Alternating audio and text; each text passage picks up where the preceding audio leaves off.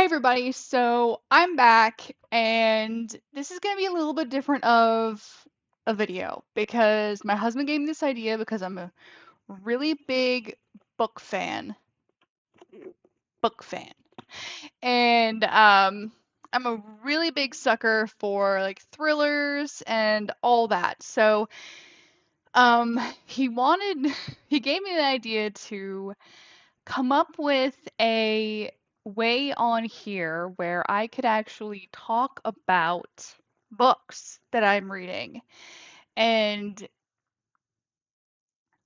basically give my oh my gods, give my um reviews and all of that. So this book I just finished today. It is called Younger Wife by Sally Hepworth.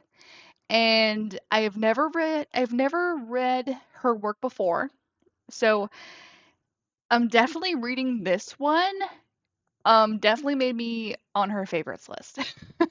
Or put her on my favorites list rather. Because it starts out being like, huh, okay, this is your average story where you have a wedding, which is kind of where it gets different because it starts with a wedding and then someone gets hurt. And I'm trying not to do spoilers. I'm trying not to basically be like, oh my God, this whole thing's gonna be a spoiler because if you guys are fans of thriller books and you watch this, I want you to be able to read this book and not be spoiled. And so that's what kind of opens this up for me. But anyway, so to the book.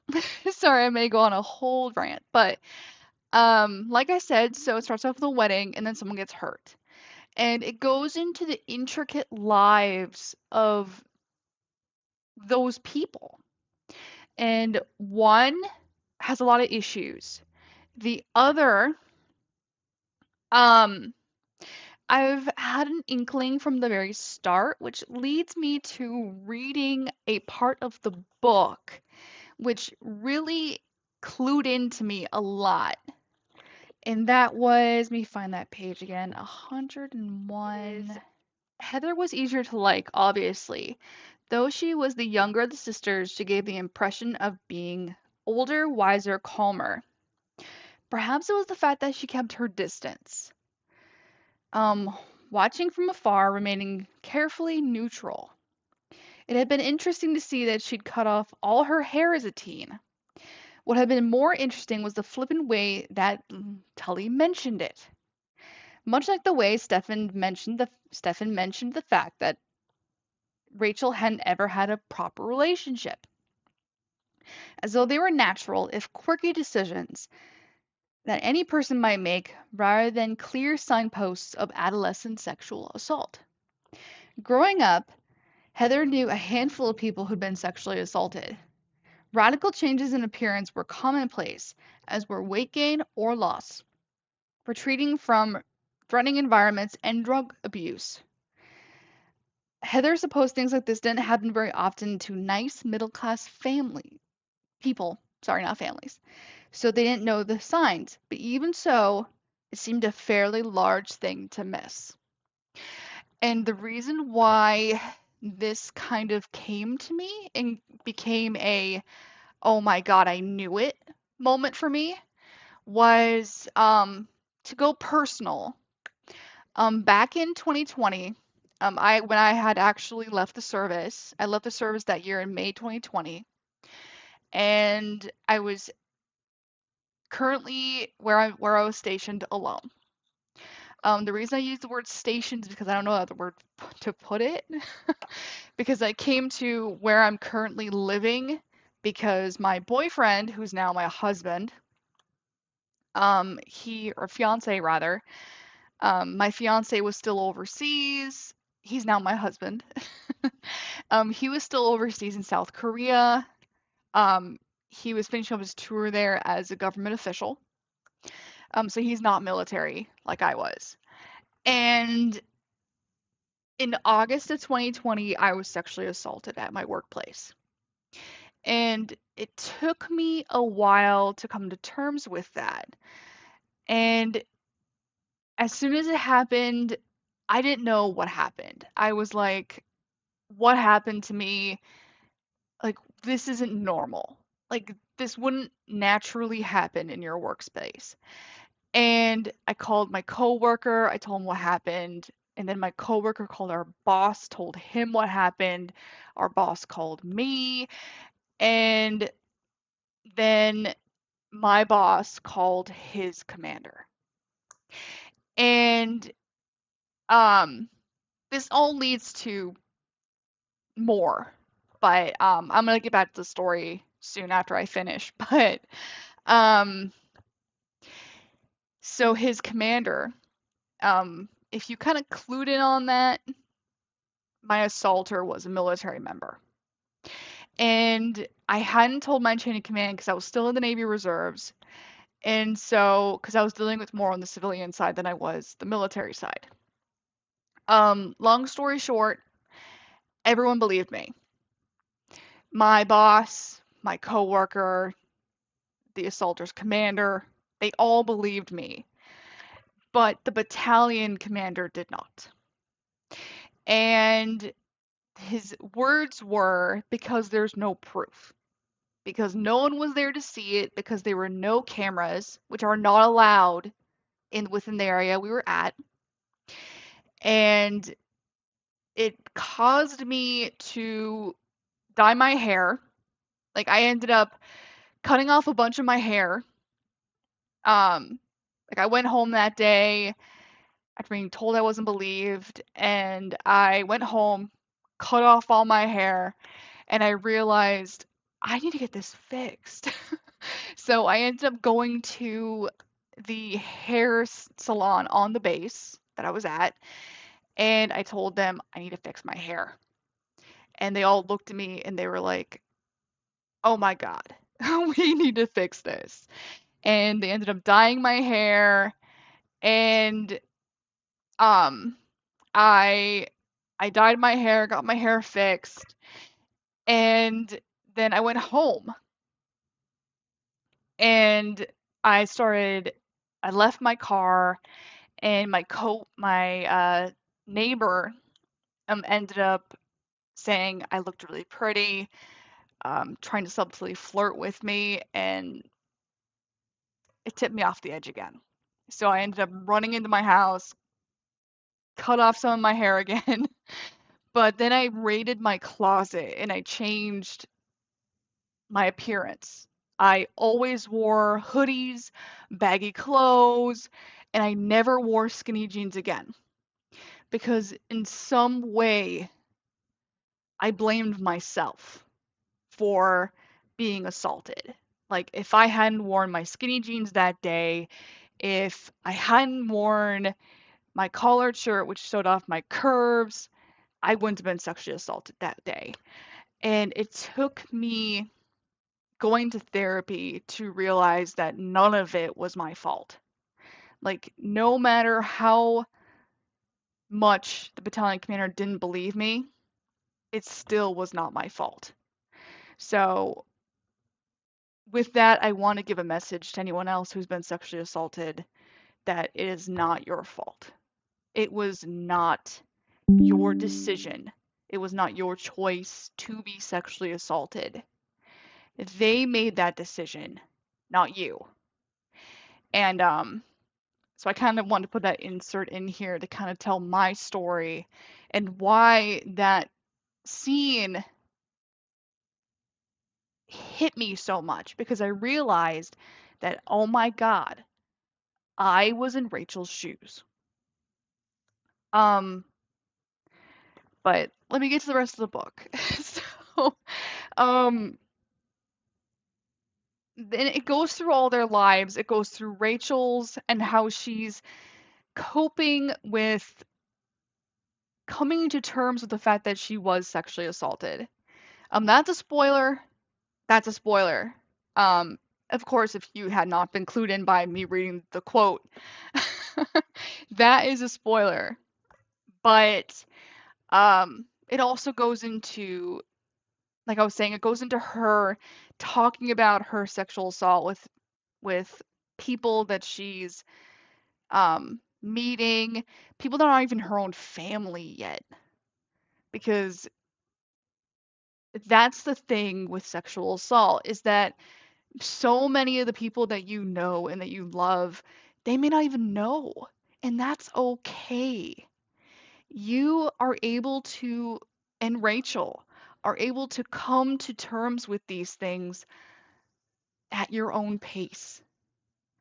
So keep that in mind that if you are going through coping with a sexual assault now, you are able to cope at your pace.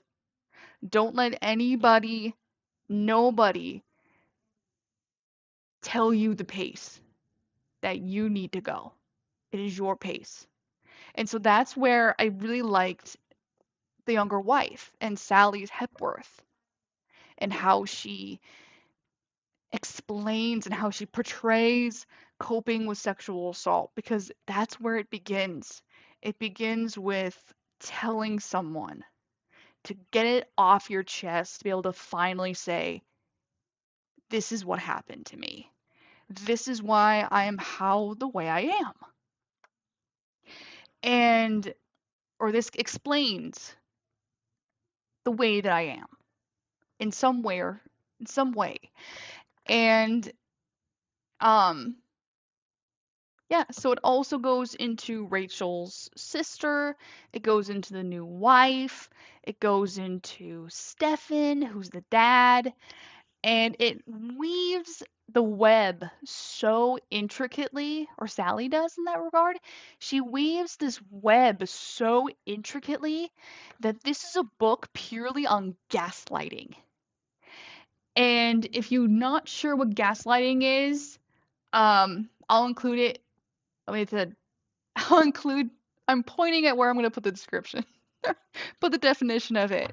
But let me pull it up on my phone quick because I appear to have lost my sticky note about what gaslighting actually is. So gaslighting is manipulating someone using psychological methods into questioning their own sanity or powers of reasoning. And this book has a professional gaslighter.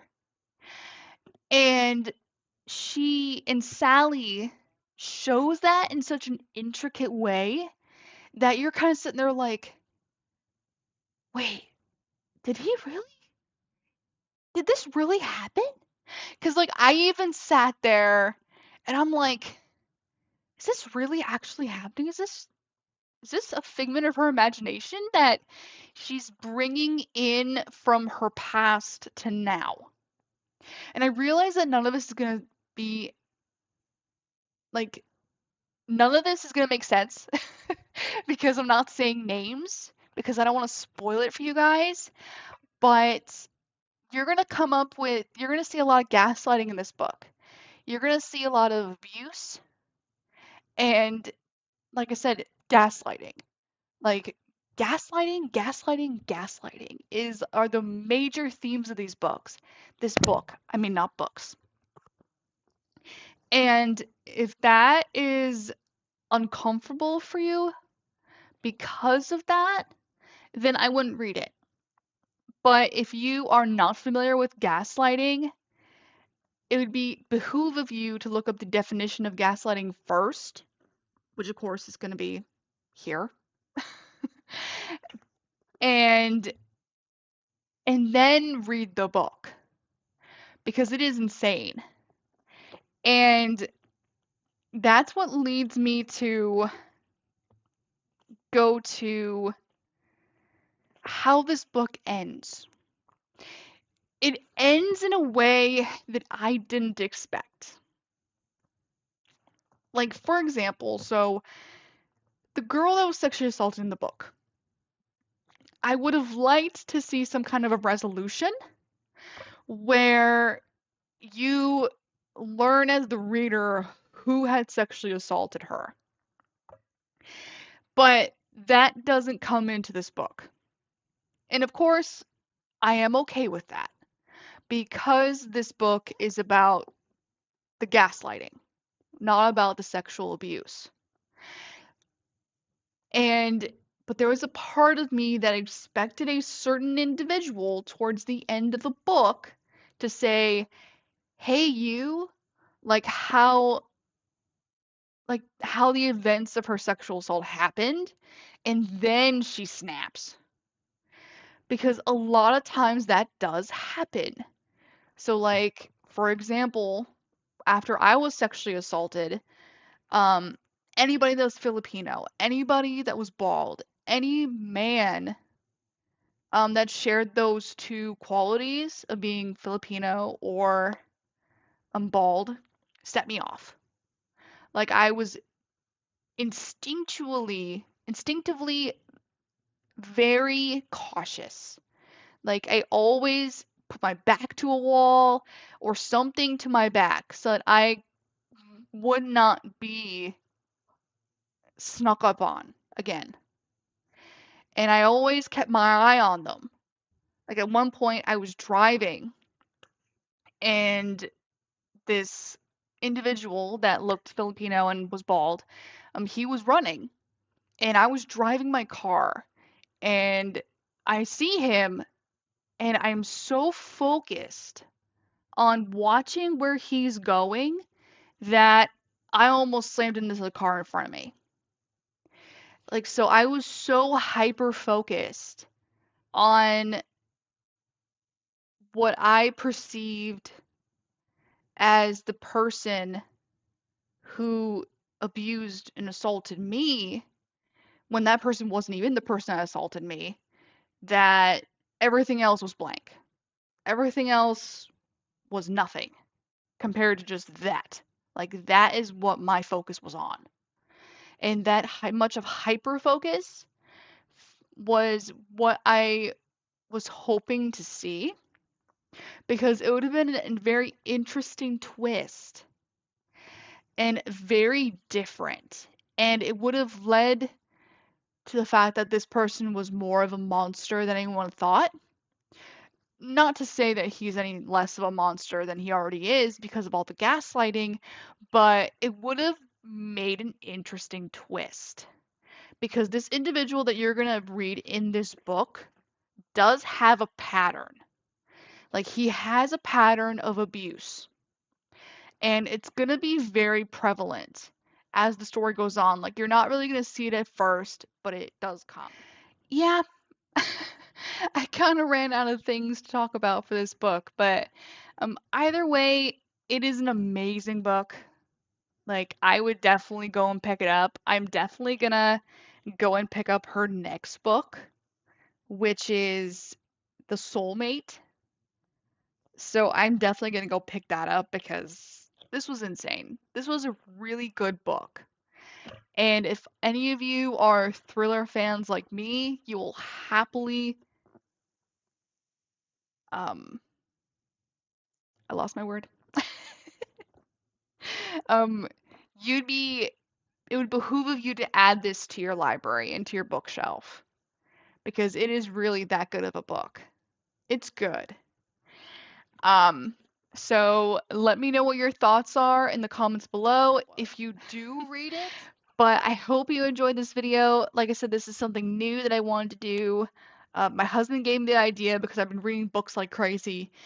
And like I said, I'm definitely going to pick up more of her work because it's phenomenal. She obviously did her research. So I'm going to leave um, a link to the book within the description. I may even leave one on the video somewhere. Don't know yet. Gotta figure that out. So I hope you guys enjoyed the video. I hope you enjoyed how different of a video this is compared to what I usually put out, which is Hogwarts Legacy and other gaming. But if you have any book recommendations for me, based on this book or any other thriller books you've read, please let me know in the comments below. And I hope to see you next time in another video for books. All right. I hope you have a great day, everyone. Bye bye.